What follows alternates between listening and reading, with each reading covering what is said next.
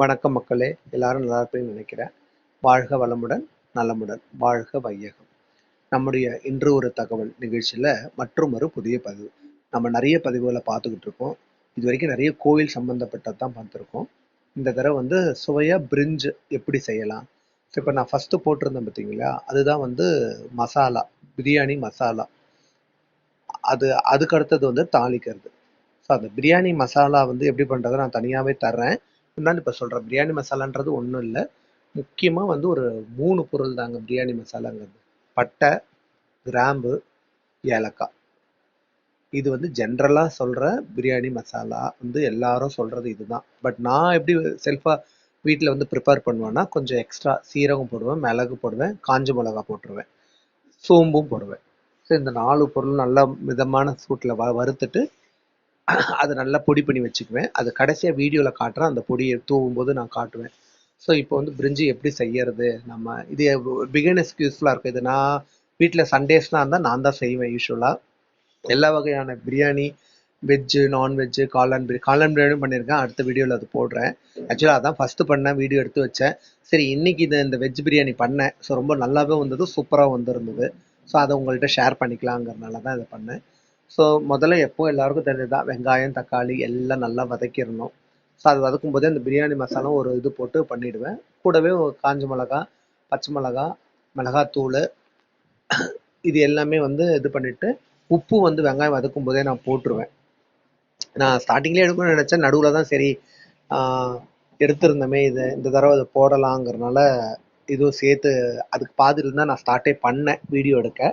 சரி, ஸோ இப்போ மற்றெல்லாம் நல்லா வதக்கிட்டு, காய் பிரிஞ்சினாவே முக்கியமாக பீன்ஸு, பட்டாணி, அதுக்கப்புறம் கேரட், இது 3 மேண்டட்ரி. நான் கூட இன்னைக்கு உருளைக்கிழங்கு இருந்தது வீட்டில், அதனால அதுவும் போட்டேன். ஸோ போட்டுட்டு நல்லா வேக வச்சுட்டு, நல்லா தண்ணி சுண்டுனதுக்கப்புறம் தயிர் சேர்த்துருக்கேன். பார்த்தா தெரியும். தயிர் ஒவ்வொருத்தரும் ஒவ்வொரு மாதிரி சேர்ப்பாங்க. நான் எப்போவுமே ஆக்சுவலாக எப்போ சேர்ப்பேன்னா, மசாலா வதக்கி முடித்து காய் போடுறதுக்கு முன்னாடியே சேர்ப்பேன். ஆக்சுவலாக இன்னைக்கு சரி நம்ம இந்த கொஞ்சம் வித்தியாசமாக பண்ணி பண்ணி பார்க்கலான்ட்டு காயெல்லாம் சுண்டு கடைசியில் தான் இது பண்ணேன். இன்னைக்கு 3 ஆளாக்கு அரிசி எடுத்திருந்தேன். நான் சீரக சம்பாவில் தான் நாங்கள் செய்வோம் வழக்கமாக. நான் சீரக சம்பா பார்த்தீங்கன்னா ஒரு பிரியாணி வாசம் நல்லாவே கொடுக்கும். அதில் நம்ம செய்யும்போது பாஸ்மதியை விட, பாஸ்மதி ஜென்ரலாக ஃப்ரைட் ரைஸ் செய்யும்போது செய்வேன். இது நான் ஃபுல் அண்ட் ஃபுல்லாக சீரக சம்பா தான். எந்த பிரியாணியாக இருந்தாலும் அது நல்லா வாசமாகவும் இருக்கும், நல்லா டேஸ்ட்டாகவும் இருக்கும். இதை பாருங்கள், நல்ல நல்ல தண்ணி கொச்சி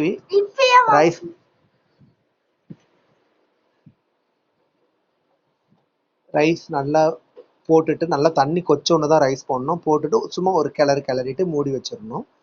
ஸோ இது எப்படின்னா, தண்ணியும் அரிசியும் மேலே வரும்போது தான் தம் பண்ணணும். இப்போ இந்த பதம் தெரியுதா உங்களுக்கு? அரிசியும் தெரியுது, தண்ணியும் மேலே தெரியணும். இந்த பதம் தான் தம் போடுறதுக்கு சரியான பதம். நான் இப்போ இப்படி தான் தம் போடுவேன். இப்போ போடுறேன் பார்த்தீங்களா, இதுதான் பிரியாணி மசாலா. நான் அரைச்சி வச்ச பிரியாணி மசாலா. இதை போட்டுட்டு மேலே இது கொத்தமல்லியும் புதினாவும் நல்லா தூவி வாசம் போகாத மாதிரி நல்லா லாக் பண்ணிவிட்டு தம் போட்டுருவேன். தம் போட்டு 20 நிமிஷம் சிறுவும் தீயில வச்சுருவேன். வெரி வெரி லோ ஃப்ளேமில் வச்சுருவேன். நல்லா 20 நிமிஷம் கழித்து நம்ம எடுத்தோம்னா சும்மா பொல ஜம்முன்னு வரும். பாருங்க, இதை கட் பண்ணி துருவி சின்ன சின்னதாக போடுறேன்.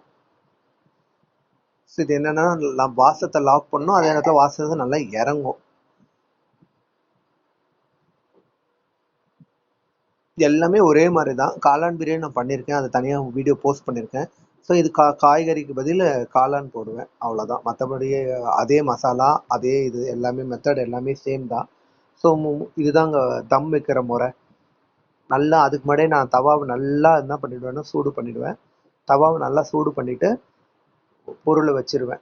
மேலே பாருங்கள், வெயிட்டு குட்டி உரல் இருக்குது, அதை வச்சு நல்லா லாக் பண்ணிவிட்டு இது பண்ணுவேன். இந்த ஃபோட்டோஸும் நான் போட்டிருக்கேன்.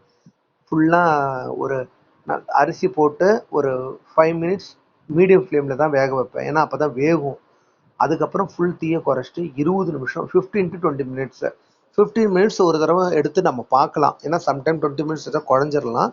ஸோ அதுக்கு சான்ஸ் இல்லாமல் நம்ம 15 மினிட்ஸ் கழித்து நம்ம பார்த்தோம். நம்ம இப்போ பாருங்கள், நான் கரெக்டாக 15 மினிட்ஸ் தான் கழித்து பார்க்குறேன்.